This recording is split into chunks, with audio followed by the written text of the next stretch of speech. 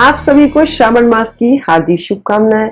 आप सभी के जीवन में माता पार्वती और भगवान शिव की कृपा सदैव बनी रहे, ऐसी मेरी शुभकामना है। मैं डॉक्टर मनीषा शर्मा आप सबका हृदय से स्वागत करती हूँ। मैंने अपनी पिछली वीडियो में आपको सावन का महत्व, सावन कब से कब तक है, अधिक मास क्यों पड़ रहा है, इसका क्या लाभ है, ये सब जानकारी मैंने अपनी वीडियो में दी है। मुझे आशा है आप सबने वो वीडियो जरूर देखी होगी। यदि नहीं देखी है तो प्लीज उस वीडियोस को जरूर देखें, मेरी वीडियोस को लाइक करें, चैनल को सब्सक्राइब करें और शेयर करें।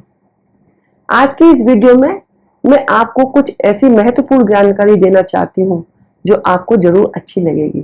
तो भोलेनाथ की कुछ प्रिय वस्तुएं हैं जो हम सावन के महीने में अपने घर में ला सकते हैं। तो आज मैं उसी के बारे में आपको बताऊंगी। तो चलिए अपने इष्ट देव को प्रणाम करते हुए आज की वीडियो का शुभारंभ करते हैं। देखिए, सावन का महीना अब बिल्कुल आने के लिए तैयार है। हम सभी भक्तगण भगवान भोलेनाथ की तैयारी में जुटे हुए हैं, उनकी पूजा अर्चना करने के लिए तैयार है। भगवान भोलेनाथ जो भोले भंडारी हैं, अपने भक्तों पर कृपा करने के लिए धरती पर आ रहे हैं। तो हमें ऐसा क्या करना चाहिए कि हम भोलेनाथ को और खुश कर सकें। तो भोलेनाथ को कुछ वस्तुएं बहुत प्रिय हैं। उनमें से मैं आपको आज 10 वस्तुएं ऐसे बताऊंगी जो आप सावन के महीने में अपने घर ला सकते हैं और भोलेनाथ का आशीर्वाद प्राप्त कर सकते हैं। तो चलिए बताती हूं मैं। पहले है त्रिशूल। भगवान भोलेनाथ अपने हाथों में त्रिशूल को धारण करते हैं। त्रिशूल 3 देव और 3 लोकों का प्रतीक माना जाता है। यदि आप अपने घर में चांदी का त्रिशूल या तांबे का त्रिशूल लाते हैं तो आप आने वाली आपदाओं से आप अपने आप को बचा लेते हैं। ये घर में रखना बहुत शुभ माना जाता है। दूसरा है डमरू। डमरू जो भगवान भोलेनाथ का एक प्रिय वाद्य यंत्र है। इसकी ध्वनि से घर में नकारात्मक जो ऊर्जा होती है वो दूर होती है। तो यदि आप सावन के महीने में डमरू को लाते हैं, अपने पूजा स्थान में रखते हैं और बाद में जब सावन खत्म हो जाता है, सावन के अंतिम दिन इसे किसी बच्चे को उपहार में दे दें या फिर शिवालय में रखाएं। तीसरी चीज है रुद्राक्ष। रुद्राक्ष हम सभी जानते हैं कि भगवान शिव को अति प्रिय है।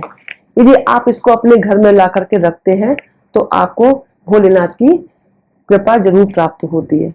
ये अत्यंत शुभ माना जाता है और आपके घर में सुख और संपत्ति इससे आती है।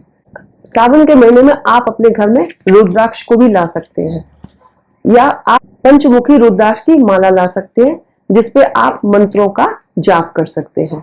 चौथा है चांदी के नाग नागिन। देखिए, जो सर्पराज है वो भगवान भोलेनाथ के गले में रहते हैं, है ना। भगवान भोलेनाथ सर्पराज को अपने गले में विद्यमान रखते हैं।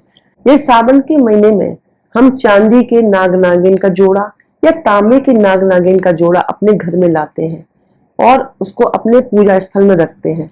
फिर सावन के अंतिम दिन उसको शिवालय में जाकर शिव को अर्पित करते हैं। तो अगर हमारी कुंडली में काल सर्प दोष है या पितृ दोष है तो उससे हमें राहत मिलती है। गंगा जल जो भोलेनाथ को अति प्रिय है।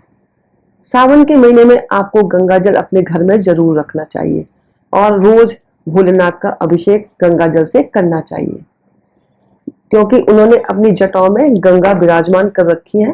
तो भोलेनाथ को ये बहुत पसंद है गंगा जल। कांवड़िये भी देखिए कांवड़ से जल लेकर आते हैं और भगवान भोलेनाथ का अभिषेक गंगा जल से ही करते हैं। चांदी के नंदी। चांदी के नंदी जो है भगवान के गढ़ भी है और वाहन भी है।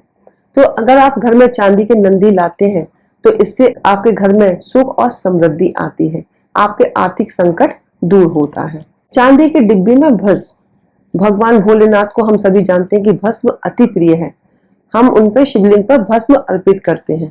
तो यदि आप अपने घर में सावन के महीने में नई चांदी की डिब्बी लाते हैं और उसमें शिवालय से थोड़ी सी भस्म ला करके उस डिब्बी में रख लेते हैं और जब सावन का अंतिम दिन हो तो उसे अपनी तिजोरी में रख लें, इससे आपके आर्थिक संकट दूर होते हैं, आपके घर में बरकत बनी रहती है और धन आगमन का संकेत आपको बहुत सारे मिलने लगते हैं।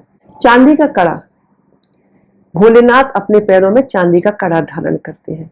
यदि हम सावन के महीने में चांदी का कड़ा लाते हैं तो उससे आपको तीर्थ यात्रा और विदेश यात्रा के शुभ सहयोग प्राप्त होने लगते हैं। चांदी के चंद्र या मोती, सफेद मोती, सावन के महीने में आप चांदी का चंद्रमा बनवा सकते हैं। हल्का सा पतला सा चांदी का चंद्रमा बनवा लीजिए या मोती ला करके आप अपने घर में रख सकते हैं। चंद्रमा रखने से आपकी जो कुंडली में अगर चंद्र ग्रह अशुभ प्रभाव दे रहे हैं तो वो दूर होता है और मोती रखने से आपका चंद्रमा मजबूत बनता है। चांदी का बेलपत्र, हम सभी जानते हैं कि भगवान भोलेनाथ की पूजा बेलपत्र के बिना अधूरी है। हम सभी लोग भगवान के शिवलिंग पर बेलपत्र चढ़ाते भी हैं, लेकिन कई बार क्या होता है कि हमें बेलपत्र नहीं मिल पाते, उसमें असुविधा होती है। तो आप चांदी का एक पतला सा छोटा सा बेलपत्र बनवा लीजिए और उसको हर दिन भोलेनाथ पर अर्पित कर सकते हैं शिवलिंग पर। तो आप देखेंगे कि जब आप चांदी का बेलपत्र आप शिवलिंग पर अर्पित करते हैं तो धीरे धीरे आपके जीवन में जो समस्याएं हैं वो दूर हो रही है और हमें भगवान भोलेनाथ का आशीर्वाद प्राप्त हो रहा है। देखिए, मैंने आपको ये 10 चीजें बताई हैं, तो आपको जो भी इसमें से 1, 5 जो भी चीजें अच्छी लगे वो आप अपने घर में ला सकते हैं और भोलेनाथ का आशीर्वाद प्राप्त कर सकते हैं। ये नहीं है कि आपको सारी चीजें लानी है, आप अपनी सामर्थ्य के अनुसार, आप अपनी इच्छा के अनुसार जो भी चीजें घर में रखना चाहें रखिएगा। आज की वीडियो में बस इतना ही। यदि ये वीडियो आपको अच्छी लगी हो तो इस वीडियो को आप लाइक करें, मेरे चैनल को सब्सक्राइब करें और शेयर भी करें और मेरे साथ आगे भी बने रहें। मैं आपको ऐसी और अधिक महत्वपूर्ण अच्छी जानकारी दूंगी। तो चलिए, हर हर महादेव, जय भोलेनाथ।